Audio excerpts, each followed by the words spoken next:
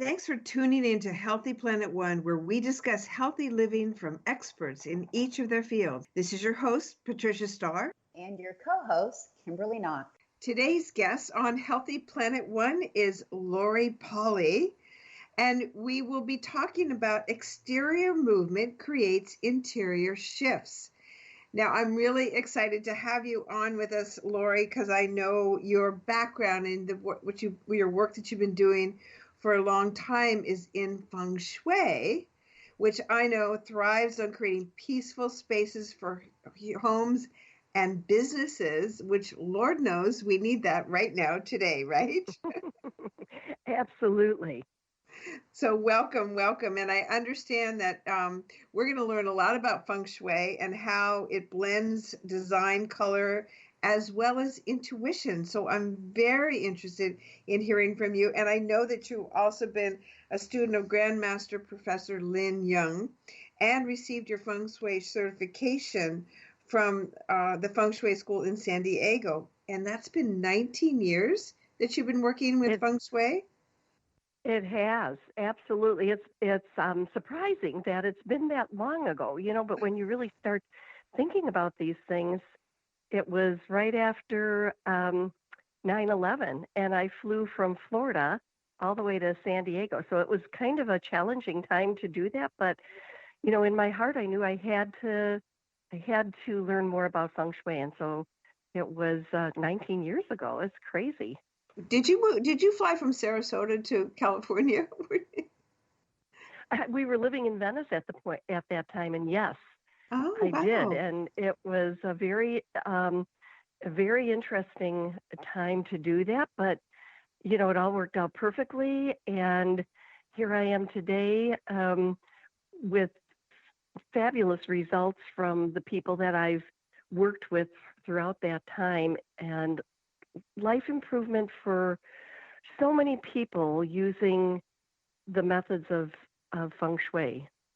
Well, it's interesting that was the point at which you decided to go into Feng Shui. I know it was a huge upheaval for the United States particularly.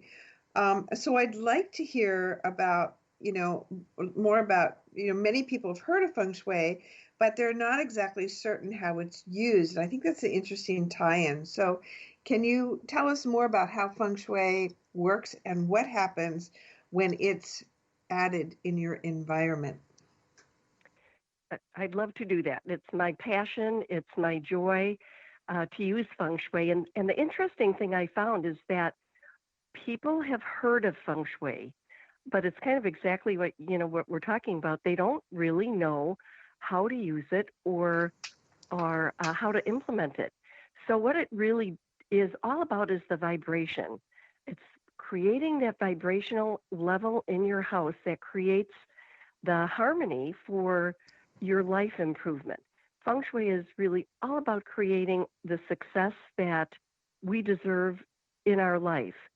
So it's so easy to use. We start working with what's called a bagua, which kind of looks like a tic-tac-toe form. And I remember when I first started doing this, I was telling my dad, who was in his 80s at that point, I said, Dad, when you work with a certain area of your life improves, and every area of your house represents a certain area of your life. And there was just like total silence. And he said, well, how did you ever think of that? And I told him, I said, well, it wasn't my idea. This is something that's been practiced for thousands of years in China. It's the art of placement. When you place something, that's where the energy starts to create the vibration, for the things that you desire. So he thought I was brilliant, which was, well, I guess we all think our children are brilliant. So he thought I created that concept. I'm like, no. So. There's something similar I know in India called the Vastu, and that's all about placement as well. So so what it points to is how ancient this knowledge really is, and Feng Shui is the Oriental, if you will, sort of version of that. But I love that you're addressing it to vibration. So let's shift and see, how is this current health situation that we're in, how can we use feng shui to improve what we're experiencing now on this planet? There are so many different things that we can do.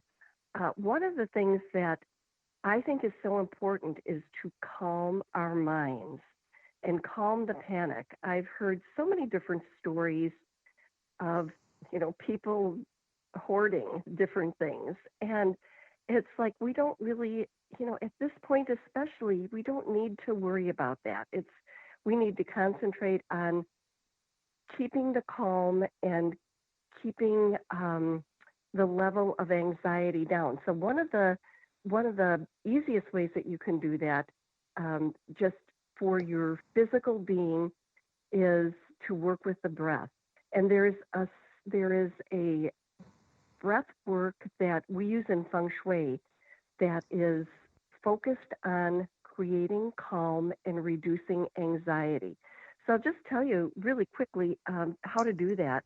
And you just sit or you can stand in a comfortable position and just take a deep breath in through through your nose, then hold it just for a couple of seconds, and then exhale in 9 short breaths.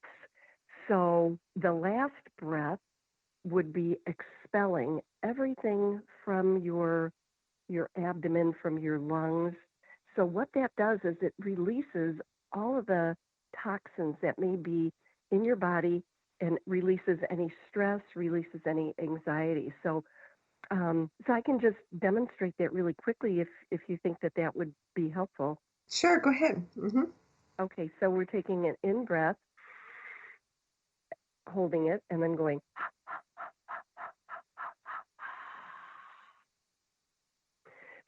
And you do that 3 times.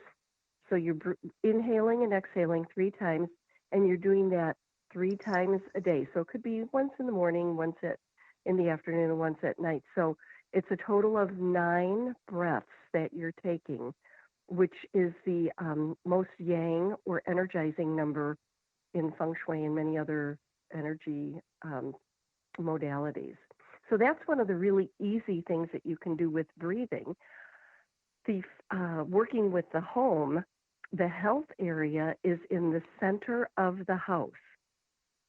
So you could do something to enhance that area right now using something yellow.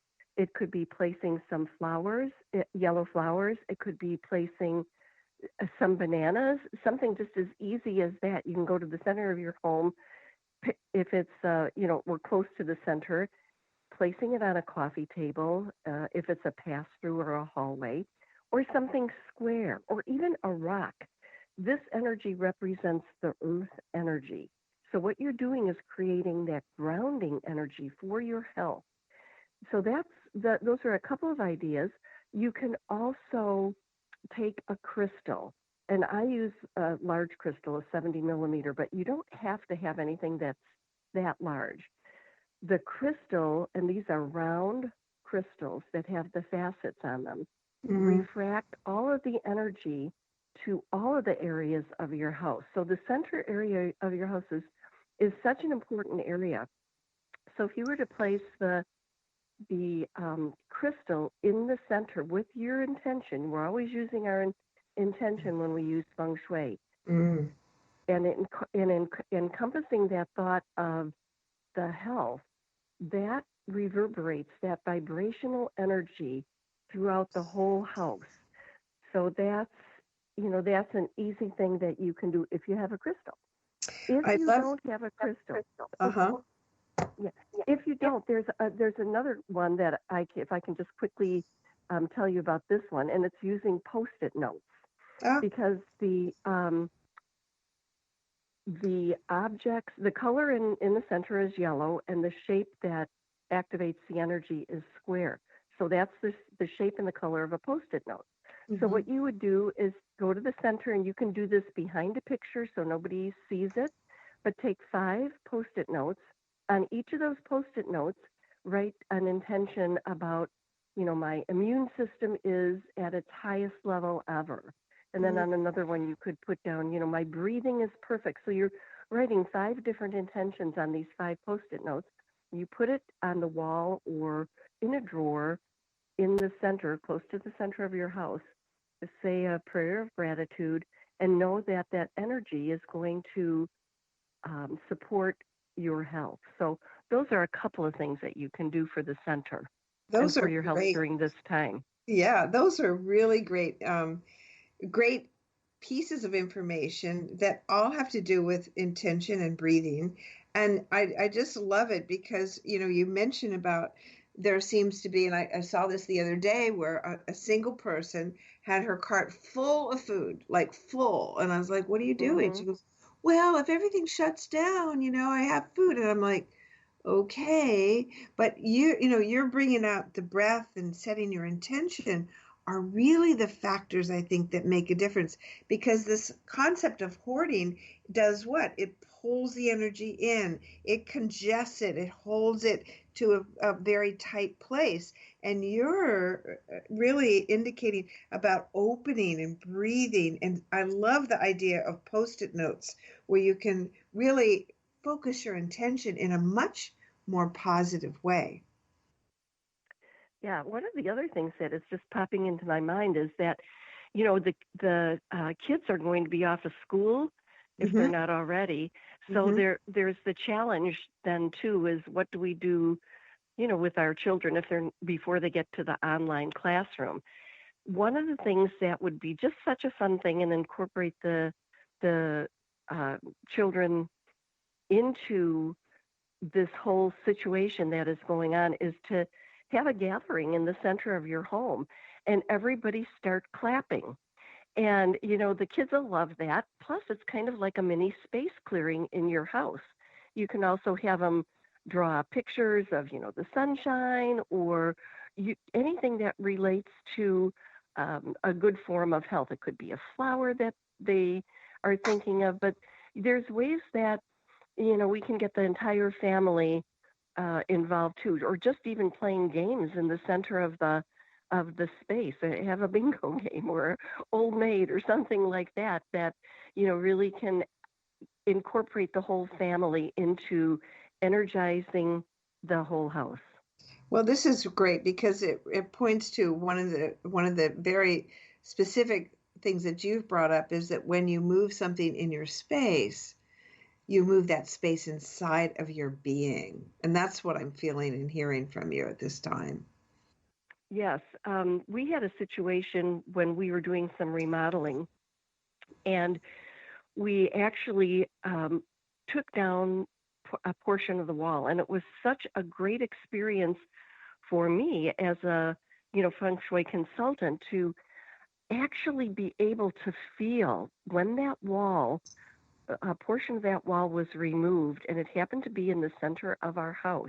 Mm-hmm. I felt like my lungs opened.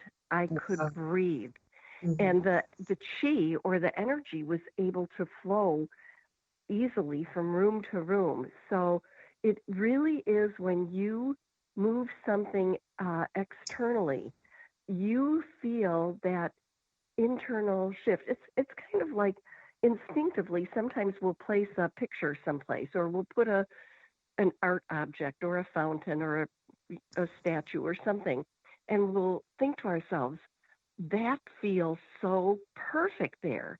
That's where you can feel that energy of the vibration, that it's the right place for you for the placement. Sometimes you'll place something and go, you know what, that just doesn't feel right. So instinctively, we know just by the energy that it's creating that it needs to be moved someplace else. So some feng shui is really instinctive, that you can feel that vibrational energy. But I it think really is all about the external movement, creating that internal shift inside. that's really great because it's really a call to develop your intuition and your intuitive feeling about the space that you're and be responsible for this space that you're creating. So what are some of the general guidelines that people can follow using feng shui? I think that